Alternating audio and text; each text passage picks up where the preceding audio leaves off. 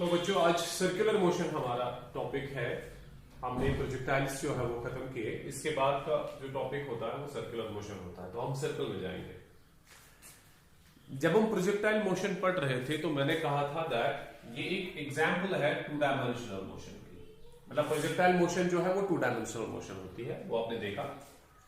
Similarly जो हमारे पास दूसरी एग्जाम्पल होती है टू डायमेंशनल मोशन की, वो सर्कुलर मोशन है। सर्कुलर मोशन भी एक टू डायमेंशनल मोशन ही है। इसमें भी पार्टिकल जो है वो दो डायमेंशंस में मूव कर रहा है। अब सवाल है कि सर्कुलर मोशन का मतलब क्या है।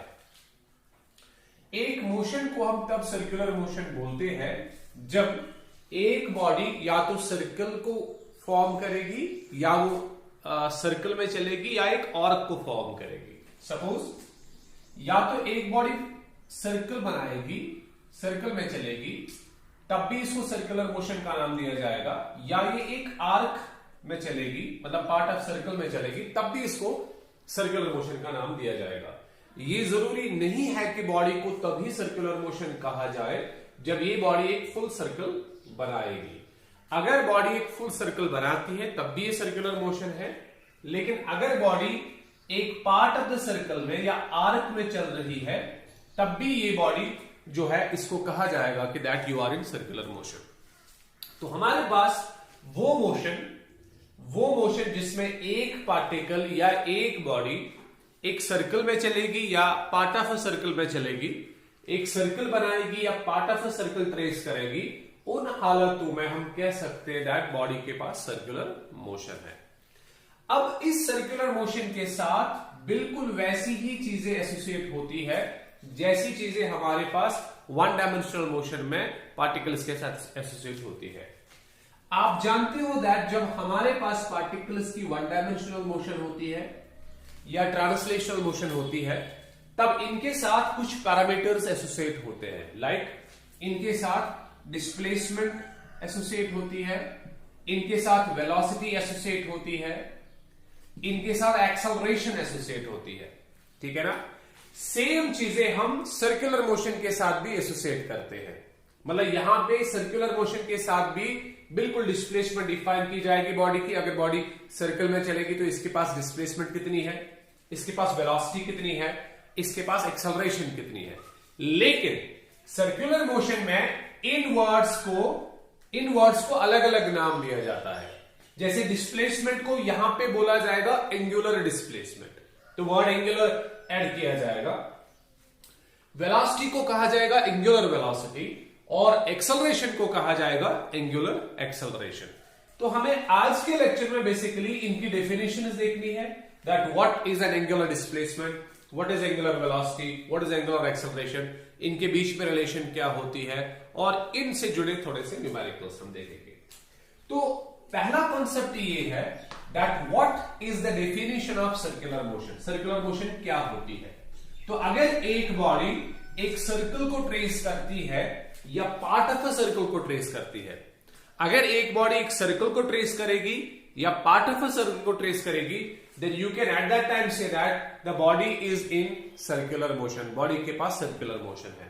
So motion in a circle, अगर मोशन एक सर्कल में होगी, मोशन इन अ सर्कल में अगर मोशन होगी और या पार्ट ऑफ अ सर्कल या एक पार्ट ऑफ अ सर्कल में होगी, इज नोन एज, इसी को हम सर्कुलर मोशन का नाम देते हैं, known as circular motion, known as circular motion. तो बॉडी अगर सर्कल में चलेगी या पार्ट ऑफ अ सर्कल में चलेगी तो दोनों हालतों में इसको सर्कुलर मोशन का नाम दिया जाएगा। तो अगर कोई बॉडी आपको लग रही है आर्क बना रही है तो आप इसके मोशन को ट्रीट कर सकते हो एज अ सर्कुलर मोशन। अब इसके साथ जो पैरामीटर्स एसोसिएटेड है, जैसे एंगुलर डिस्प्लेसमेंट है, एंगुलर वेलोसिटी और एंगुलर एक्सेलरेशन है, उनको कैसे डिफाइन किया जाएगा।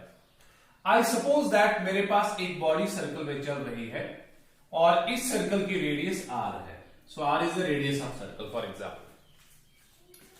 अगर मैं बॉडी को यहां पे कंसिडर करूं, ए पॉइंट पे कंसिडर करूं और इसको यहां से देखूं, बॉडी को मैं यहां से देखूंगा, सेंटर से बॉडी को देखूंगा, ये बॉडी जब बी पॉइंट पे पहुंचेगी कुछ ऐसे, जब इस पॉइंट से मैं इसको देखूंगा, ये बॉडी जब ए से निकलेगी और बी पे पहुंचेगी तो मुझे लगेगा दैट इसने यहां पे कोई एंगल सबटेंड किया है। आप देखो, अगर मैं इसको देख रहा हूं तो ये ऐसे चलेगी, ऐसे, दिस वे। इसका मतलब मैं यहां पे जब देखूंगा तो ए से बी की तरफ जब मैं बॉडी को देखूंगा जाते हुए, तो मुझे लगेगा कि सेंटर पे इसने कुछ एंगल बनाया है। उस एंगल को हम थीटा से डिनोट करते हैं। ये एंगल जो आप यहां पे डिफाइन कर रहे हो कि बॉडी ने कितना एंगल सबटेंड किया सेंटर पे या ऑब्जर्वेशन पॉइंट पे, जहां से आप बॉडी को देख रहे हो, वहां पे बॉडी ने कितना एंगल सबटेंड किया।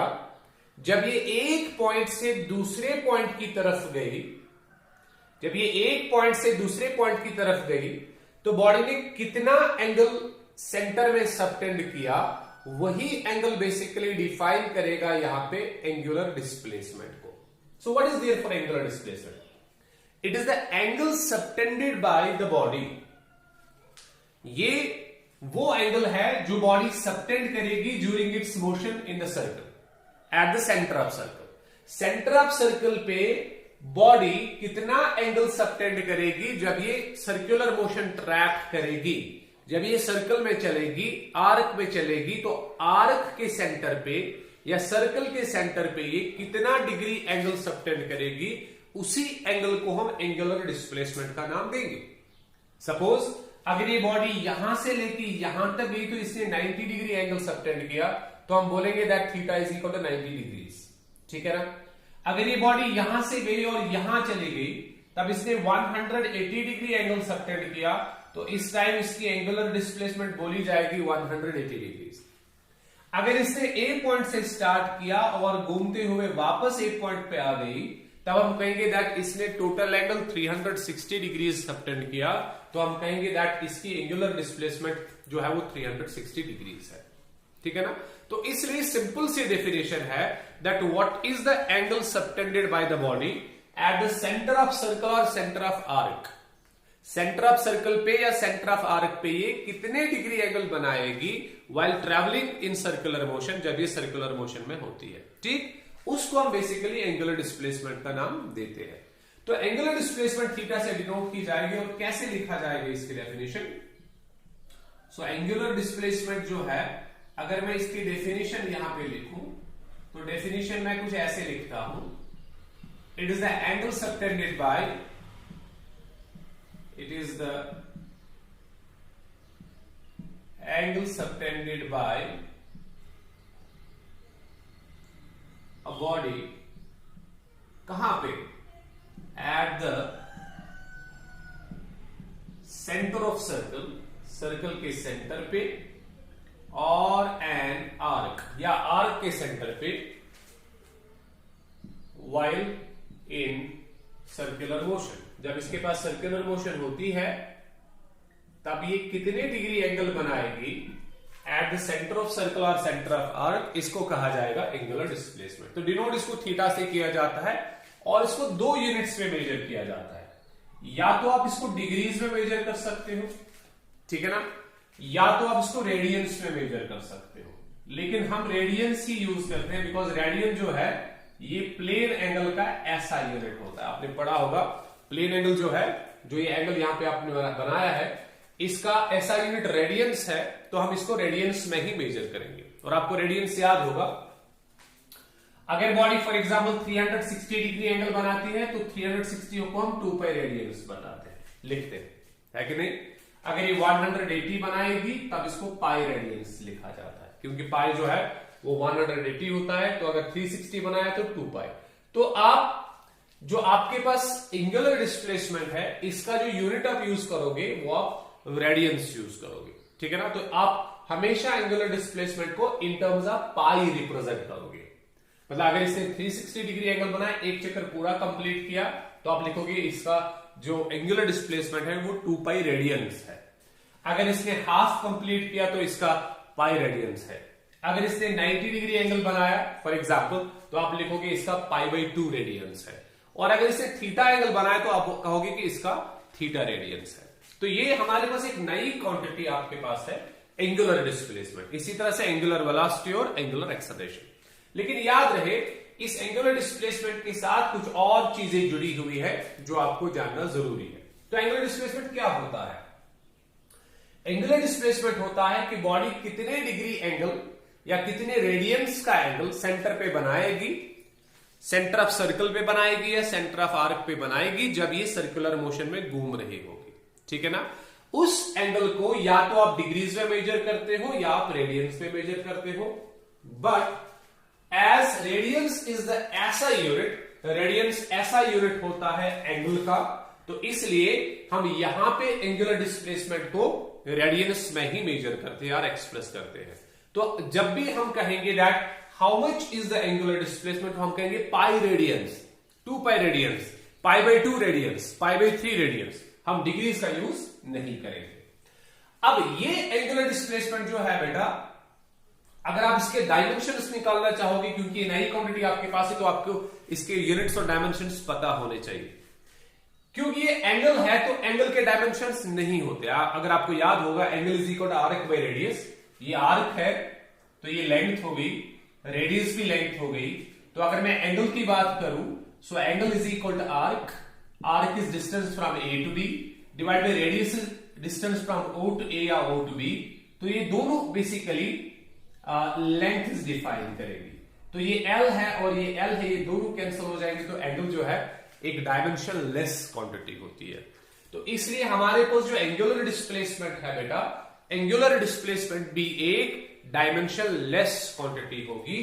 तो इसके डायमेंशंस होने चाहिए m raise power 0, l raise power 0 और t raise power 0। This are the dimensions of angular displacement. अब और एक चीज है जो आपको याद रखनी पड़ेगी, वो ये है कि एंगुलर डिस्प्लेसमेंट जो है ये एक वेक्टर क्वांटिटी होती है। जैसे डिस्प्लेसमेंट वेक्टर क्वांटिटी है वैसे एंगुलर डिस्प्लेसमेंट वेक्टर क्वांटिटी है।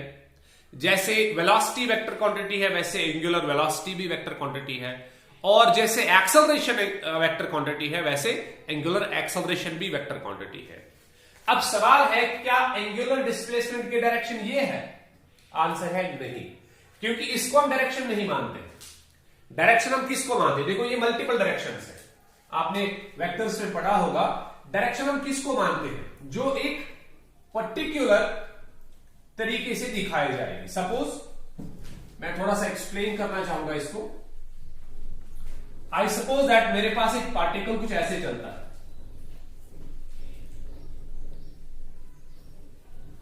हाँ मेरे पास पार्टिकल एक ऐसे चलता है तो इसके पास एक पर्टिकुलर डायरेक्शन है, तो मैं मान के चलूंगा दैट इसकी डायरेक्शन ए से लेके बी तक है। लेकिन अगर मेरे पास पार्टिकल ऐसे चला है तब इसके पास डायरेक्शन नहीं है, मैं नहीं बता सकता कि इसकी डायरेक्शन ए टू बी है, बिकॉज ये एक सिंगल डायरेक्शन नहीं, इसके पास बहुत सारे डायरेक्शन है। देखो पहले इधर गया, उसके बाद ये इधर गया, उसके बाद ये इधर गया, 1 2 3 और 4 डायरेक्शन यहां पे है। तो मल्टीपल डायरेक्शंस को हम डायरेक्शंस का नाम नहीं देते हैं। तो इसका मतलब यह है कि अगर आपको एंगुलर वेलोसिटी की, एंगुलर डिस्प्लेसमेंट की डायरेक्शन डिफाइन करनी होगी तो आप बिल्कुल ये नहीं बता सकते दैट इसकी डायरेक्शन ये है। आप ये नहीं बता सकते इसकी डायरेक्शन ए से लेके बी की तरफ है या ए से लेके ए की तरफ है, बिकॉज सर्कल जो है वो डायरेक्शन को रिप्रेजेंट नहीं करेगा। इसलिए जो हमारे पास ये वेक्टर्स होते हैं, एंगुलर डिस्प्लेसमेंट है, एंगुलर वेलोसिटी है या एंगुलर एक्सेलरेशन है, इन सभी वेक्टर्स को एक्सियल वेक्टर्स का नाम दिया जाता है, एक्सियल वेक्टर्स। अब सवाल है सर एक्सियल वेक्टर कौन सा वेक्टर है? एक्सियल वेक्टर हम उन वेक्टर्स को कहते हैं जिनकी डायरेक्शन हमेशा along the axis of rotation होती है। मतलब आई सपोज दैट मैं इस पार्टिकल को कंसिडर कर रहा हूं और इसकी मोशन कुछ ऐसे है, ये पार्टिकल की मोशन है, ठीक है ना। अगर मैं यहां पे एक एक्सिस ड्रॉ करूं बीच में, सेंटर ऑफ सर्कल में से एक एक्सिस को मैं पास करूं, तब मुझे लगेगा दैट ये पार्टिकल जो है इसी एक्सिस के इर्द गिर्द घूम रहा है, जैसे ये ऐसे सर्कल बना रहा है। तो आप देख पाओगे दैट ये मेरा हाथ जो है या उंगली जो है ये मार्कर के इर्द गिर्द घूम रही है। तो ये मार्कर क्या रिप्रेजेंट करेगा? ये मार्कर रिप्रेजेंट करेगा I am axis of rotation, मैं एक्सिस ऑफ रोटेशन। अगर मैं इसी सर्कल को उठा के इधर चलाऊं ये ऐसे, तब फिर से अगर मैं मार्कर को इसके सेंटर से पास करूं तब मुझे फिर से पता चलेगा दैट ये इसकी एक्सिस ऑफ रोटेशन है। अब एक्सिस ऑफ रोटेशन से इसका क्या लेना देना है एक्सियल वेक्टर्स का? वो वेक्टर्स जिनकी डायरेक्शन हमेशा along the axis of rotation होती है उनको हम एक्सियल वेक्टर्स का नाम देते हैं। और अब अगर डायरेक्शन यहां से है तो वो डायरेक्शन या तो आउटवर्ड्स होगी या इनवर्ड्स होगी, क्योंकि इस एक्सिस ऑफ रोटेशन की दो डायरेक्शंस हो सकती है, या तो डायरेक्शन ये होगी या डायरेक्शन ये होगी। इसलिए एक्सियल वेक्टर्स की डायरेक्शन यानी कि एंगुलर डिस्प्लेसमेंट की डायरेक्शन, एंगुलर वेलोसिटी की डायरेक्शन और एंगुलर एक्सेलरेशन की डायरेक्शन जो है वो या तो इनवर्ड्स होगी या आउटवर्ड्स होगी, लेकिन ये कहां से? Along the axis of rotation. अब सवाल है कब इनवर्ड्स होगी और कब आउटवर्ड्स होगी। इनवर्ड्स और आउटवर्ड्स के लिए हमारे पास right hand thumb rule use होता है। एक रूल हम यूज करते हैं किन के लिए? एक्सियल वेक्टर्स की डायरेक्शन रिप्रेजेंट करने के लिए, उसको हम बोलते हैं right hand thumb rule. And right hand thumb rule क्या बताता है? राइट हैंड थंब रूल बताता है कि अगर आपके पास सर्कुलर मोशन एक पार्टिकल की है, फॉर एग्जाम्पल ये एंटी क्लॉकवाइज डायरेक्शन में चल रहा है, ये ऐसे चल रहा है, आपको बताना है कि इस एक्सियल वेक्टर की डायरेक्शन कहां से है। तब आप अपना राइट हैंड ले लो, अपने राइट हैंड के फिंगर्स को कर्ल करो along the motion of the particle. मतलब मोशन ऐसे है तो आप अपने फिंगर्स को भी ऐसे ही कर्ल करो। अगर मोशन क्लॉकवाइज होती तो आपको अपने फिंगर्स को वैसे ही कर्ल करना था। अब मोशन एंटी क्लॉकवाइज है तो आपको अपने फिंगर्स उसी एरो पे रखने होंगे जो एरो हमें दिखाया गया है। उस हालत में जिस डायरेक्शन में आपका थंब रहेगा उस डायरेक्शन में एक्सियल वेक्टर की डायरेक्शन होगी। आप अपने राइट हैंड के फिंगर्स को एरो पे रखो, फिर अपना थंब देख लो कि थंब कहां की तरफ जा रहा है। अगर ये आउटवर्ड डायरेक्शन में जा रहा है तो एक्सियल वेक्टर की डायरेक्शन होगी outwards along the axis of rotation. अगर ये अंदर की तरफ थंब जा रहा है तो एक्सियल वेक्टर की डायरेक्शन होगी inwards along the axis of rotation. इसलिए हमारे पास जो हम इस टाइम क्वांटिटीज पढ़ रहे हैं जिसमें एंगुलर डिस्प्लेसमेंट आएगा, एंगुलर एक्सेलरेशन आएगा और एंगुलर वेलोसिटी आएगी, इन तीनों को हम एक्सियल वेक्टर्स का नाम देते हैं। यानी कि वो वेक्टर्स जिनकी डायरेक्शन हमेशा along the axis of rotation होती है, जिनकी डायरेक्शन हमेशा along the axis of rotation होती है। और उनकी डायरेक्शन को रिप्रेजेंट करने के लिए हम राइट हैंड थंब रूल इस्तेमाल करते हैं। और राइट हैंड थंब रूल क्या बताता है? आप अपने राइट हैंड के फिंगर्स को उसी डायरेक्शन में कर्ल करोगे जिस डायरेक्शन में पार्टिकल घूम रहा है, और जिस डायरेक्शन में आपका थंब पॉइंट करेगा उसी डायरेक्शन में एक्सियल वेक्टर की डायरेक्शन होगी। तो अगर आपको एंगुलर डिस्प्लेसमेंट की डायरेक्शन चाहिए, पार्टिकल ऐसे चल रहा है ए से बी, तो इसका मतलब एंटी क्लॉकवाइज डायरेक्शन में चल रहा है, ये एंटी क्लॉकवाइज डायरेक्शन है, कुछ ऐसे चल रहा है, तो आप अपना फिंगर टिप्स यहां पे अलाइन करोगे और आपका थंब बाहर की तरफ आएगा, तो इसका मतलब एंगुलर डिस्प्लेसमेंट की डायरेक्शन ऐसे होगी। ठीक है।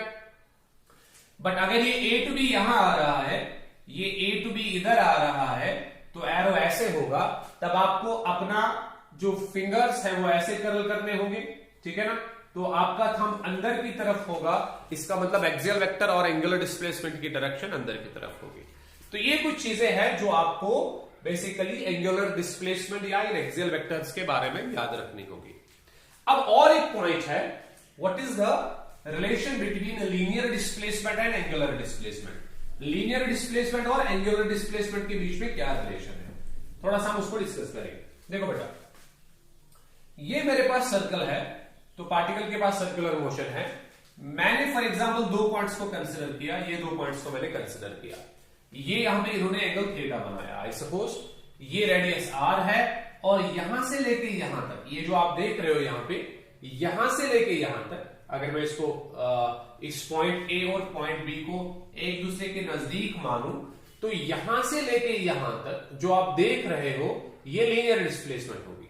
आप देखो, अगर मैं थोड़ा सा इसको और समझाता हूं, फॉर एग्जाम्पल मेरे पास एक सर्कल है, आई सपोज मेरे पास एक सर्कल है, this is a circle here, ये मेरे पास सर्कल है, और मैं ए पॉइंट यहां पे लेता हूं, बी पॉइंट यहां पे लेता हूं। अब देखो, तब जब आप ए टू बी जाओगे तो आपको पता है कि आपने सर्कुलर मोशन एक्वायर की है, क्योंकि इसने सेंटर पे एक एंगल थीटा बनाया है, आई सपोज। लेकिन अगर आप ए से बी की तरफ जा रहे हो, आप देखोगे यहां पे एक स्ट्रेट लाइन बनेगी। तो पार्टिकल ए से बी की तरफ चल रहा है, लेकिन किस लाइन में चल रहा है? स्ट्रेट लाइन में। तो अगर पार्टिकल स्ट्रेट लाइन में चल रहा है तो इसका मतलब यह है कि ये कौन सी डिस्प्लेसमेंट होगी? यहां पे जो आप आर्क सबटेंड कर रहे हो ए से लेके बी तक, पार्टिकल स्ट्रेट लाइन में चल रहा है, तो यहां पे हम जानते हैं कि यहां पे लीनियर डिस्प्लेसमेंट होगी। तो अगर आप ए से बी की तरफ जाते हो तो आप लीनियर डिस्प्लेसमेंट को डिस्कस करते हो। अगर आप ए से बी को यहां पे ऑब्जर्व करते हो तो आप एंगुलर डिस्प्लेसमेंट को ऑब्जर्व कर रहे हो। अगर आप यहां पे ऑब्जर्व कर रहे हो तो लीनियर डिस्प्लेसमेंट है, लेकिन अगर आप यहां पे ऑब्जर्व कर रहे हो तो एंगुलर डिस्प्लेसमेंट है। क्यों? जब आप इसको यहां पे देखोगे तो आपको दिखेगा, जब ये ए टू बी जाएगा तो यहां पे एक एंगल बनाएगा।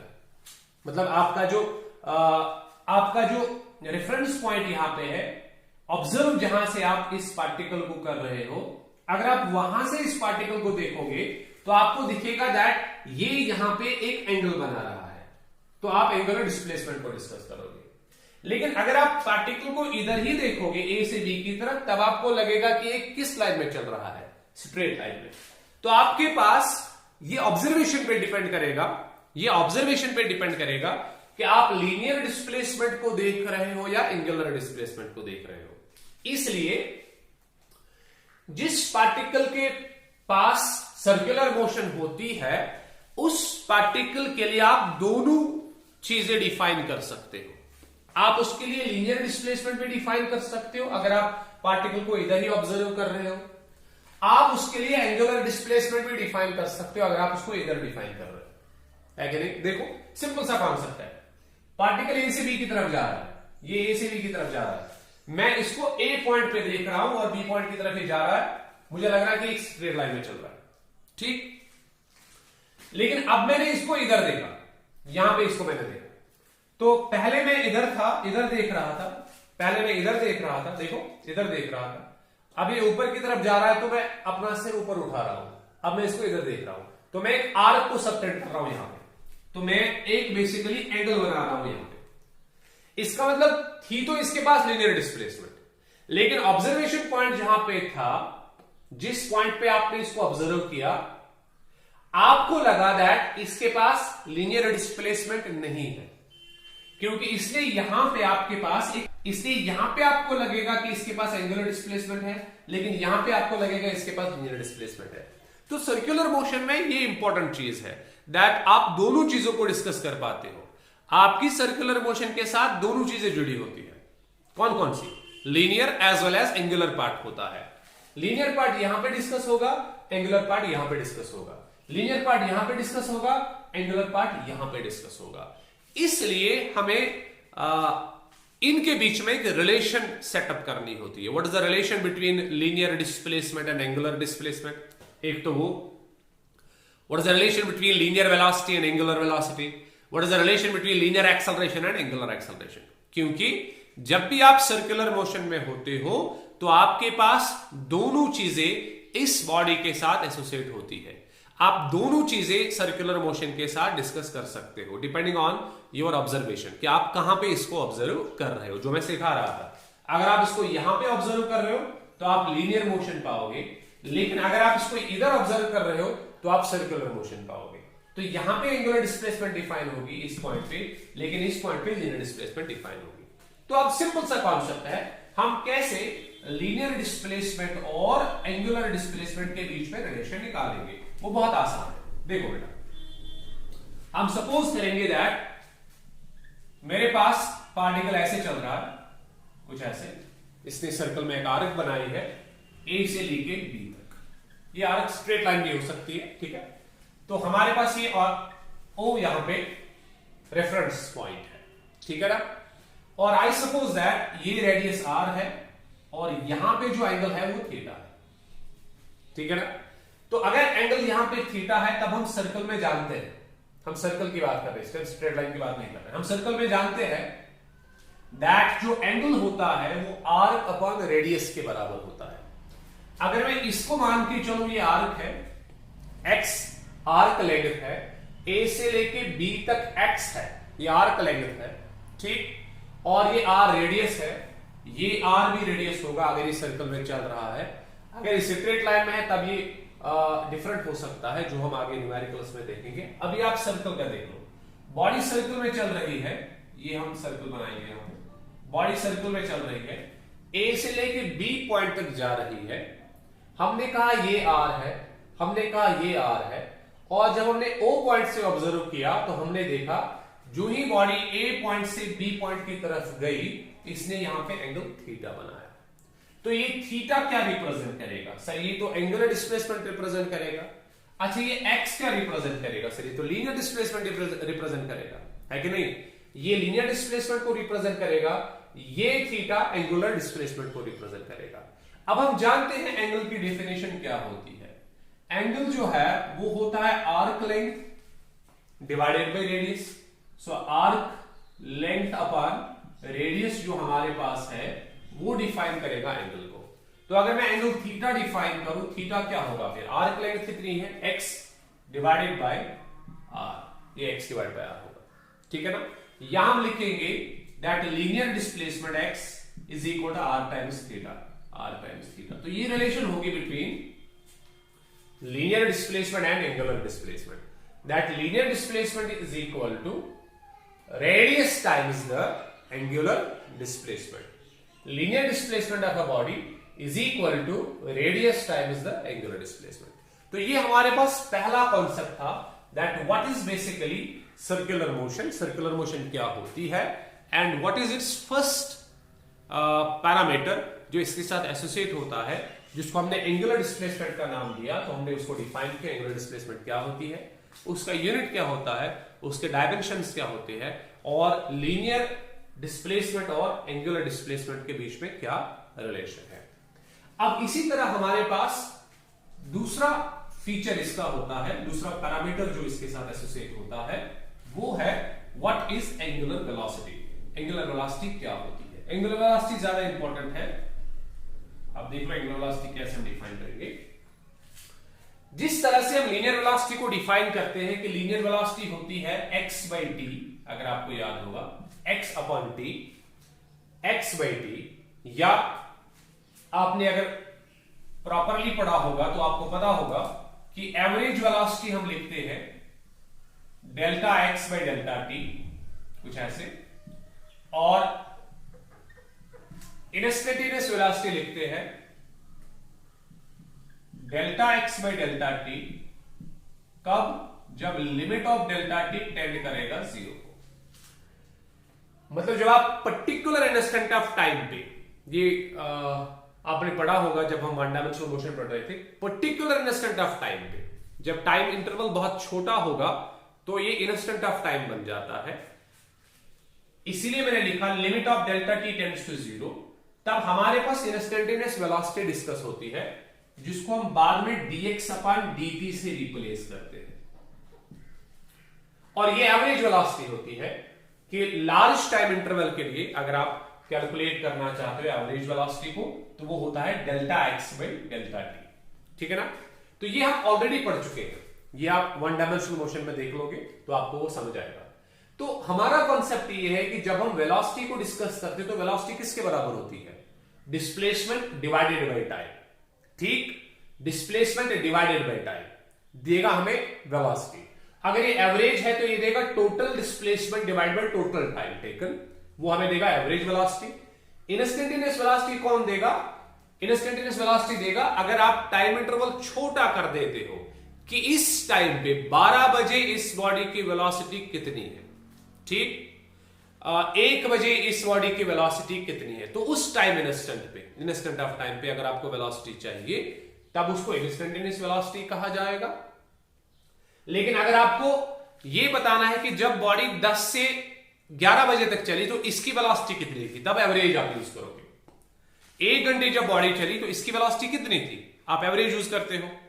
अच्छा, 11 बजे इसकी वेलोसिटी कितनी थी उस टाइम पे, उस सेकंड पे 11 बजे, तब इंस्टेंटेनियस वेलोसिटी आप यूज करते हो, ये आपने पढ़ा होगा। इसी तरह से हमारे पास एंगुलर वेलोसिटी डिफाइन होती है। जिस तरह से लीनियर वेलोसिटी डिफाइन होती है, उसी तरह से एंगुलर वेलोसिटी हम डिफाइन करते हैं। एंगुलर वेलोसिटी कैसे डिफाइन करती है? इसको ओमेगा से डिनोट किया जाता है एंगुलर वेलोसिटी को। ये ओमेगा है, इसको ओमेगा से डिनोट किया जाएगा एंगुलर वेलोसिटी को। और इसके पास भी दो वैल्यूज होंगी, ओमेगा एवी एवरेज ओमेगा एंगुलर वेलोसिटी, और होगा omega instantaneous angular velocity, instantaneous angular velocity और एवरेज एंगुलर वेलोसिटी। तो बराबर उसी तरीके से यहां पे लिखा जाएगा। अब फर्क सिर्फ एक होगा, यहां पे लीनियर डिस्प्लेसमेंट है डेल्टा एक्स, वहां पे एंगुलर डिस्प्लेसमेंट होगा delta theta divided by delta T. ये इसी तरह यहां पे limit of delta t tends to 0 delta theta by delta t होगा, जिसको हम बाद में d theta upon d t लिखेंगे। ठीक है, वेरी सिंपल कॉन्सेप्ट। अगर आपने वन डायमेंशनल मोशन पढ़ा होगा तो आपको बिल्कुल ये समझ आ रहा होगा कि जैसे हम वहां पे एवरेज वेलोसिटी लिखते हैं total linear displacement upon total time, यहां पे लिखा जाएगा टोटल एंगुलर डिस्प्लेसमेंट कि टोटल एंगल कितना बना सर्कल में।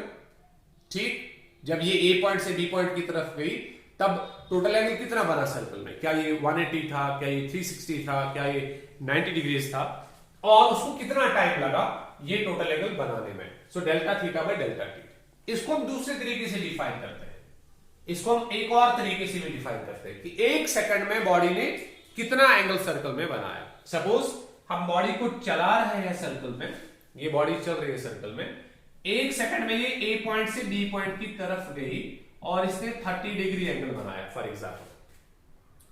ठीक, तो 30 डिग्री एंगल अगर इसने एक सेकंड के बाद बनाया, ये एक सेकंड में चली बॉडी तो 30 डिग्री एंगल बनाया, तो हम कहेंगे दैट इसकी एंगुलर डिस्प्लेसमेंट जो है, एंगुलर वेलोसिटी जो है वो इस टाइम 30 डिग्रीज है। मैं डिग्रीज को चेंज करूंगा रेडियंस में, तो इसकी एंगुलर वेलोसिटी जो है वो पाई बाय 6 रेडियंस होगी पर सेकंड, क्योंकि रेडियन पर सेकंड इसका यूनिट होगा। देखो डेल्टा थीटा का क्या है, रेडियन जो हम देख चुके हैं, डिवाइड बाय सेकंड।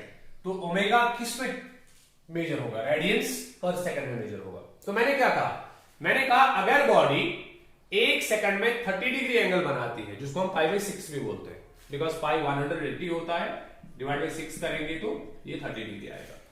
ठीक है ना, तो इसका मतलब ये है कि अगर एक सेकंड में 30 डिग्री एंगल बॉडी बना रही है, 30 डिग्री बॉडी एंगल बना रही है एक सेकंड में, या पाई बाय 6 रेडियंस एंगल बना रही है एक सेकंड में, तब हम कहेंगे दैट बॉडी की जो एंगुलर वेलोसिटी है वो कितनी है, पाई बाय 6 रेडियंस पर सेकंड।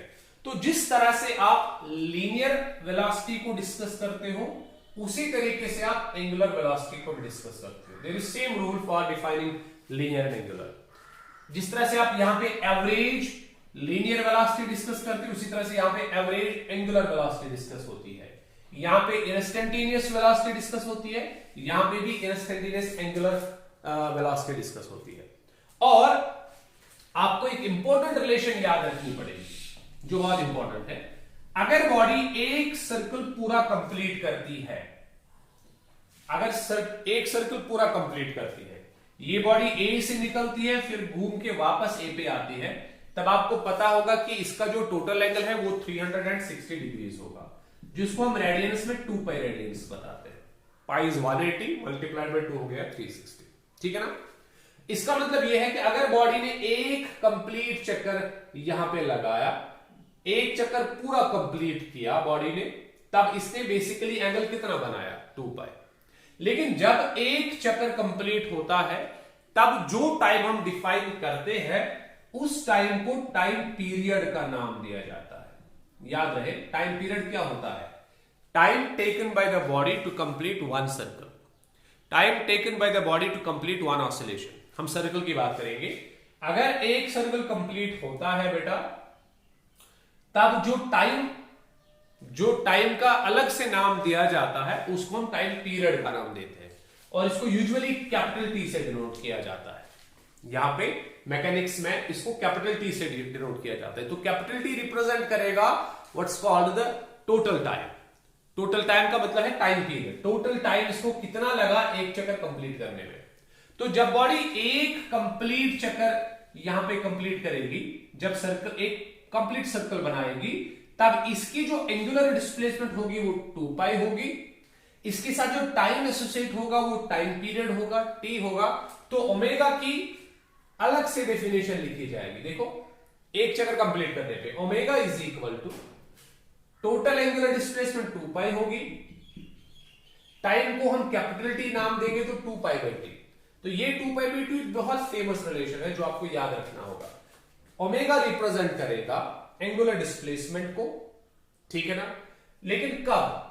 जब ये एक फुल सर्कल कंप्लीट करेगी तब हम लिख सकते हैं इसने टोटल एंगल 2 पाई सबटेंड किया है कितने टाइम में? टी टाइम में। टी कौन सा टाइम है? ये टाइम पीरियड है। टाइम पीरियड होता क्या है? It is the total time taken by the body to complete one circle. तो ये हमारे पास कॉन्सेप्ट आ गया what is angular velocity. Angular velocity क्या होती है?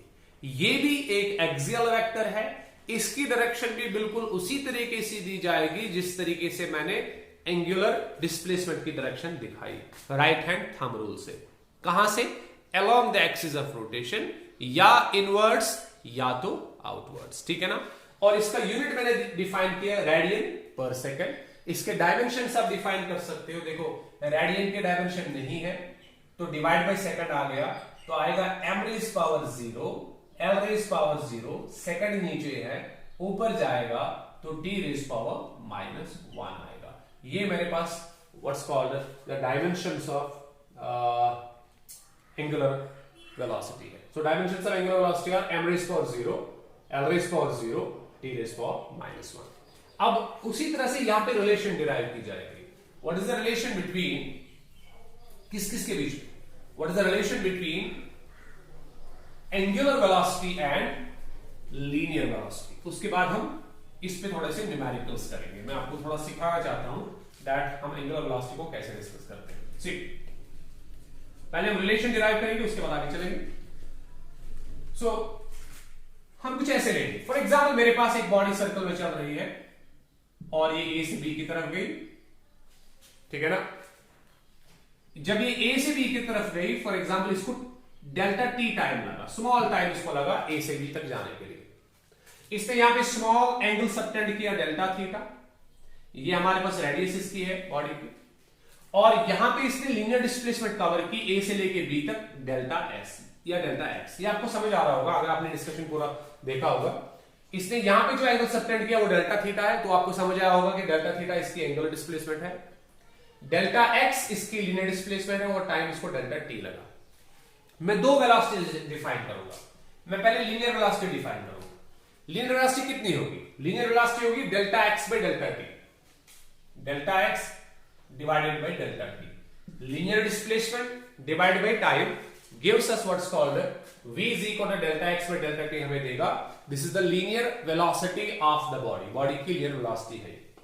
और अगर मैं डिफाइन करूं एंगुलर वेलोसिटी इसकी, तो मुझे लिखना होगा delta theta by delta T. ये angular displacement divide by time taken मुझे देगा, ठीक है ना। इससे पहले मैंने रिलेशन निकाली, अभी x जो है वो r थीटा के बराबर होता है। अभी इससे पहले का लेक्चर है। अब मेरे पास x तो नहीं है, मेरे पास डेल्टा x है, तो डेल्टा x चलो मैं ऐसे लिखता हूं x is equal to are theta. x हमारे पास आर थीटा के बराबर है, x is equal to are theta. x मेरे पास आर थीटा के बराबर है। मैं इस x को उठा के इधर रख देता, ठीक है ना। मैं इस x को उठा के इधर रख देता हूं, तो v मुझे मिलेगा v is equal to delta of x के बदले r theta, r theta divided by है डेल्टा टी, डिवाइड बाय है डेल्टा टी। अब ये आर तो चेंज नहीं होगा बिकॉज आर यहां पे भी सेम है, यहां पे भी सेम है, यहां पे भी सेम है, हर किसी जगह पे सेम है। ये सेम आर सेम है सर्कल में जब चलेगी बॉडी, तो हम लिखेंगे v is equal to r को हम बाहर निकालेंगे क्योंकि ये आर तो सेम है, ये चेंज नहीं होगा। तो ये डेल्टा थीटा के पास चला जाएगा डिवाइडेड बाय डेल्टा टी होगा। तो अगर आप देखोगे v किसके बराबर आएगा, v is equal to R आपके पास आर ही है, लेकिन delta theta by delta T आपके पास ओमेगा है, तो v is equal to R omega. बहुत सिंपल सी रिलेशन है, जैसे x is equal to are theta है वैसे v is equal to R omega है। Linear displacement is equal to are times angular displacement, linear velocity is equal to are times angular velocity. Simple C relations है, linear velocity is equal to are times angular velocity. कल मैं और एक lecture लेके आऊंगा, उसमें हम अब इस लीनियर वेलोसिटी वगैरह पे थोड़े से न्यूमेरिकल्स करेंगे और उसके बाद हम एंगुलर एक्सेलरेशन पे जाएंगे और उसको डिस्कस करेंगे।